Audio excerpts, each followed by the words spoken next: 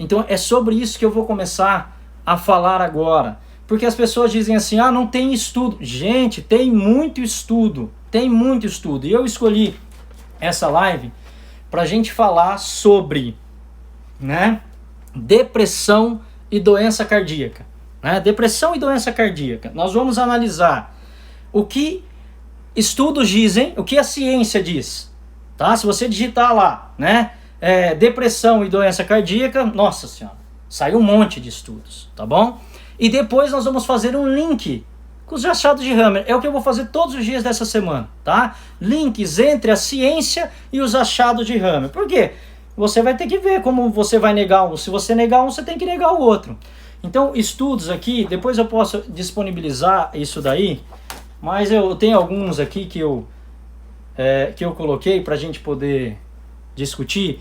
São de bases como a Johns Hopkins, Harvard, PubMed, Cochrane, tá tudo lá, tá? Em todas as bases, se você digitar, vai estar escrito uma correlação direta entre depressão e doença cardíaca. Então eu vou ler alguns pontos só pra gente introduzir e depois vocês vão entendendo. Então um estudo publicado por Harvard sobre depressão e doença cardíaca. Então veja que interessante a correlação que ele faz. Ó.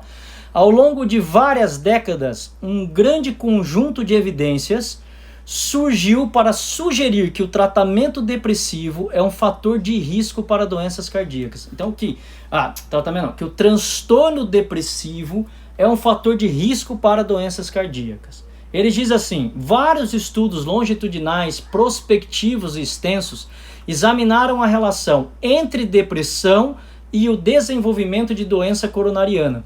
E esses estudos revelaram que há um relacionamento significativo e independente dos fatores de risco coronariano. Então, veja o que eles estão dizendo, que há uma correlação direta entre pessoas que têm depressão e doença cardíaca, principalmente a doença coronariana, ok? Um outro estudo publicado na PubMed, que também ele diz exatamente isso, ele diz o seguinte, que há uma correlação direta e que mulheres, olha só que legal, mulheres de idade mais avançada, que depois vocês vão entender isso aí nos achados de Hammer, que normalmente nós consideramos as mulheres menopausadas, elas têm mais risco de desenvolver doença cardíaca, e eles viram que, olha só que bacana, 1/3 das mulheres que desenvolveram depressão e doença cardíaca viviam em solidão, viviam só. Peguem essas informações que depois eu vou linkar para vocês entenderem, tá? Então, 1/3 das mulheres que viviam num quadro de solidão. Sei lá, viúva, os filhos já saíram de casa, nunca casou, mas viviam numa questão mais de solidão, tá? Aí, um outro estudo, eu já vou falar de todos os estudos, porque depois eu vou casar numa pegada só as descobertas de Hammer, tá? Também houve uma correlação direta entre uma meta-análise que descreveu que existe uma correlação entre a alteração do nível de testosterona e depressão. Olha só, então, homens que tinham um menor nível de testosterona, ou pessoas que tinham um menor nível de testosterona, tinham mais quadros de depressão. E, consequentemente, pessoas que tiveram reposição da testosterona também tiveram melhora do quadro de depressão. Então, isso é uma meta-análise que está publicada na PubMed, tá? Um outro estudo que faz uma correlação. Isso tem uma publicação muito legal por Harvard e também tem publicações na PubMed, na Cochrane, enfim. Uma relação entre a alteração da testosterona e déficit de ereção. Inclusive, eles fazem comparativos entre grupos de pacientes que receberam apenas reposição de testosterona, pacientes que usaram os medicamentos para déficit de ereção mais testosterona e pacientes que usaram apenas o medicamento de déficit de ereção e grupo controle. Então eles fizeram um comparativo. Será que testosterona sozinho, ou associado ao medicamento, ou só o medicamento, tem mais ou menos eficácia? E eles concluíram que a associação não tinha tanto benefício assim, porque eles acharam, no contexto deles, que o uso do medicamento anulava, pela rapidez da ação do medicamento, a eficácia da testosterona, tá?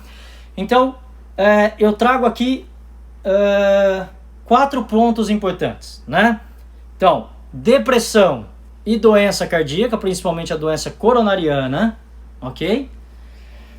Alteração de testosterona e depressão, alteração da testosterona e déficit de ereção, ok?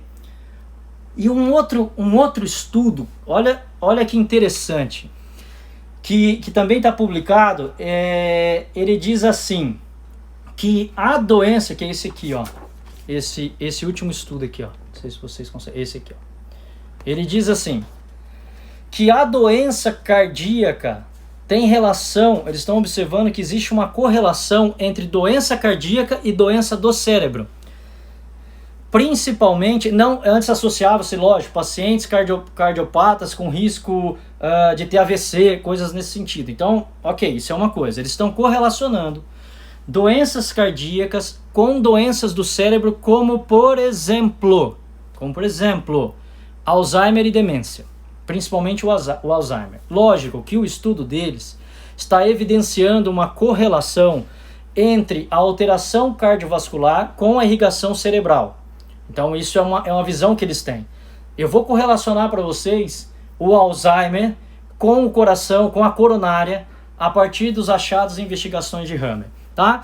Então, basicamente, eu separei esses temas que estão descritos pela ciência, né? Diferentes estudos correlacionando então esses temas, ok? Então vamos lá, vamos observar aqui. Para quem não conhece esse mapa, esse é um mapa de Hammer que demonstra uma imagem, né, do córtex cerebral, onde o Hammer dividiu entre córtex cerebral direito e córtex cerebral esquerdo, tá? O córtex cerebral direito, então existe uma área no córtex temporal direito. É estranho para quem, nas lives, né? Quando a gente faz o direito, tá aparecendo o lado esquerdo, tá bom? Então, por favor, tá? Aqui eu tô mostrando o meu lado direito aqui, ok? Só para falar, nossa, tá? Algumas pessoas, às vezes, não estão familiarizadas com isso daí. Então, o córtex temporal direito, então a área do córtex, porção temporal, tem uma área específica que é ativada a partir de respostas biológicas que atingem o sentir biológico dessa mesma área. O Hammer mostrou que essa mesma área ela é responsável por cuidar de respostas biológicas que atingem as artérias coronarianas. Olhem só, presta atenção, hein? As artérias coronarianas. Ele determinou que esta área leva a uma arritmia do coração, porque ela controla a bradicardia, e também existem estudos que correlacionam, não coloquei aqui, mas se vocês procurarem vocês vão encontrar sem dúvida nenhuma, depressão com arritmia, tá? Então ele mostrou que esta área cuida do centro de controle da bradicardia, ela é responsável por cuidar da ereção masculina e feminina, ela é responsável por cuidar do nosso nível de testosterona e ela é responsável por cuidar da balança hormonal da testosterona, e a sobrecarga nesse hemicórtex leva a um comportamento deprimido. Olha só o que o Hammer, em uma única pancada, conseguiu determinar. O que milhares de artigos científicos estão dizendo, ele conseguiu, através da análise dele, mostrar uma correlação direta entre tudo isso que eu acabei de citar. Então eu vou repetir: alterações da artéria coronariana, bradicardia, déficit de ereção, depressão, ok? Tá? E tudo isso num único impacto. Aí o Hammer, os estudos só mostram isso, essa correlação. Então você pode se satisfazer. Então eu particularmente, eu devo ser meio da pá virada, eu devo ser do contrário, porque eu penso assim, ó. Um estudo mostrou, vamos voltar lá para a quimioterapia, que 40% das pessoas se salvaram e 60% morreram. Então existem pessoas que vão se basear, e eu acho que isso é importante, nas 40% que se salvaram. Eu quero tentar entender o porquê que 60% morreram. O que pode ser feito de diferente? Agora, vamos lá. Para eu poder trabalhar com 60% que morreu, eu tenho que fazer algo de diferente que foi feito com os outros 40%. Então nós estamos tentando buscar possibilidades para incluir coisas e não separar coisas, né? Porque assim nós podemos ajudar a maior parte das pessoas. Se nós somos profissionais da área da saúde, eu acho que esse é o nosso papel, não? Então vamos entender o que o Hammer fez de diferente. O Hammer descreveu uma fisiologia diferente? Não. O Hammer incluiu um evento. Porque o estudo não vai trazer isso. Ele só traz a estatística. Agora a pergunta é, o porquê, ouvindo milhares de pacientes, você também vai saber o porquê. Basta você ouvir. As pessoas trazem histórias da vida dela. Então, no momento em que ocorre um impacto biológico, aciona-se essa área. E toda vez que essa área está ativada, ela vai desencadear, através do cérebro, e toda uma resposta neurofisiológica, não é do além não, tá? Você tem eixo neuroendócrino, você tem eixo hipotálamo, hipófise adrenal, você tem ativação de sistema simpático, você tem aumento de cortisol. Amanhã eu quero fazer amanhã a live vai ser sobre o ciclo do cortisol, tá? Porque eu quero incluir o cortisol na segunda lei biológica para você entender que a segunda lei biológica também não é do além, existe uma fisiologia nela. E aí ele foi ver o que acontecia a partir desse evento no nível cerebral e no nível físico, quando eu tinha um impacto da fisiologia do simpático e quando eu tinha a fisiologia do parasimpático, somente isso. Então ele observou que quando nós estamos em simpaticotonia, ocorre uma ulceração da artéria coronariana, da parede interna da artéria coronariana, que é de origem ectodérmica, e neste momento, diante dessa ulceração, o paciente pode apresentar um sintoma de angina no peito. Ele também observou que durante essa fase ocorre uma diminuição da frequência cardíaca, e assim ele chamou de bradicardia, que é uma arritmia. Ele também observou que, neste momento, ocorre uma diminuição do nível de testosterona. E quando ocorre a diminuição do nível da testosterona, o animal assume um comportamento mais feminino, como um animal castrado. Por isso também existem estudos científicos mostrando que animais castrados se tornam mais deprimidos. Machos castrados ficam mais deprimidos. Então ele foi mostrar o porquê que isso acontece. E ele também mostrou que com menor nível de testosterona, nós vamos ter uma alteração do nível da nossa ereção. Então pronto, foi isso que ele mostrou, que ele evidenciou, com cada um dos seus achados. E ele incluiu simplesmente o evento, o que foi sentido. Então ele viu que animais que assumem esse comportamento ocorrem em decorrência de situações em que eles estão vivendo o que nós chamamos de uma perda territorial, tá? Essa perda territorial são situações da nossa vida que fazem com que o macho, né, por isso que a gente fala que é um conflito de ordem masculina, ele tenha algum impacto em alguma coisa que constitui o território dele. Quando ele está nesse estado, uma série de manifestações acontecem no nível físico e psíquico. Quando o animal conquista de novo o seu espaço, por exemplo, você perdeu o emprego, você vai lá e arruma outro emprego. Você agora entra em um estado de relaxamento. Quando você entra em um estado de relaxamento, agora nós vamos ter uma ativação do sistema parasimpático. E aí ele observou que no momento em que aumenta-se a atividade parasimpática, nós agora saímos de todo aquele quadro de depressão, bradicardia, nós começamos a evoluir dentro disso, e o organismo vai tentar se encarregar de uma mudança daquilo que acontecia no nível tecidual. Nesse momento nós temos, por exemplo, um aumento de colesterol, por isso a correlação direta entre a artéria coronária e colesterol.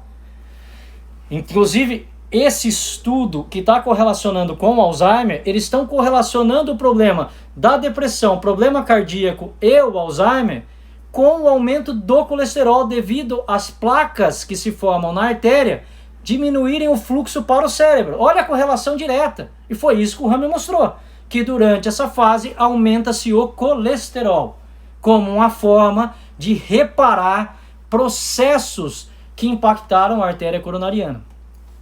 No momento em que isso acontece, nós temos sintomas também muitas vezes no nível cerebral devido a um edema que se forma neste momento. E dependendo da intensidade de tudo o que aconteceu, existe um momento de um pico simpático que acontece no meio de uma vagotonia, que foi feito para drenar o edema. Neste momento, devido à intensidade, Hammer conseguiu mostrar que, olha a precisão, situações conflituais que duraram acima de 4 meses vão manifestar sintomatologias como, por exemplo, pequenos infartos, paradas cardíacas. E situações que duraram mais do que 9 meses vão levar a paradas cardíacas fulminantes. Então, assim, ele conseguia saber todo o processo do que ia acontecer com aquela pessoa. Então, ele mapeou tudo isso de forma fisiológica, compreendendo o que acontecia com parâmetros de exame, parâmetros de imagem, tomografia, análise de exame sanguíneo, e assim ele foi fazendo, analisando tudo o que acontecia. Então, ele viu que para a pessoa sair de todo esse quadro, ela tinha que cumprir toda essa fase que nós chamamos de fase de reparação.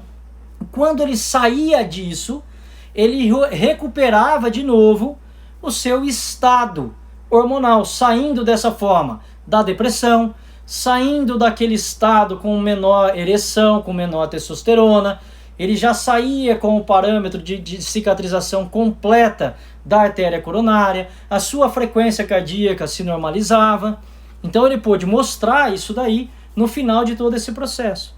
Qual a grande contribuição? A grande contribuição é que pessoas continuam entrando e saindo desse processo, porque não sabem o que está acontecendo.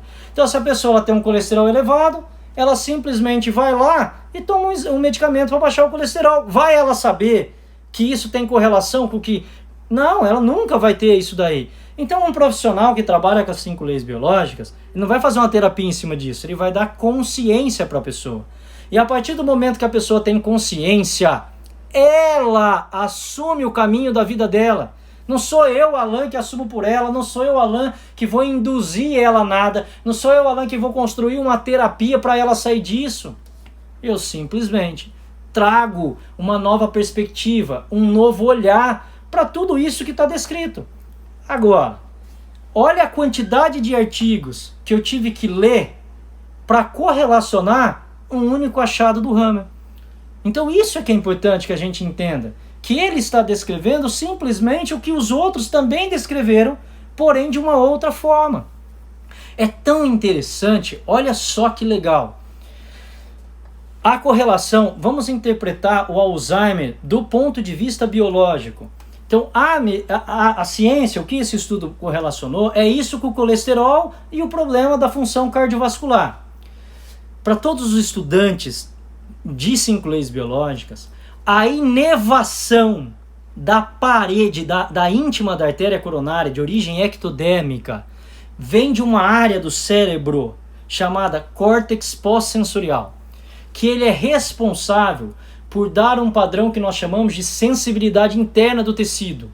A sensibilidade interna, ela é responsável por dar dor toda vez que eu tenho um estímulo simpático. Toda vez que eu entro em simpaticotonia, aquela sensibilidade do tecido ela aumenta e aí dói. É por isso que um paciente tem angina no peito.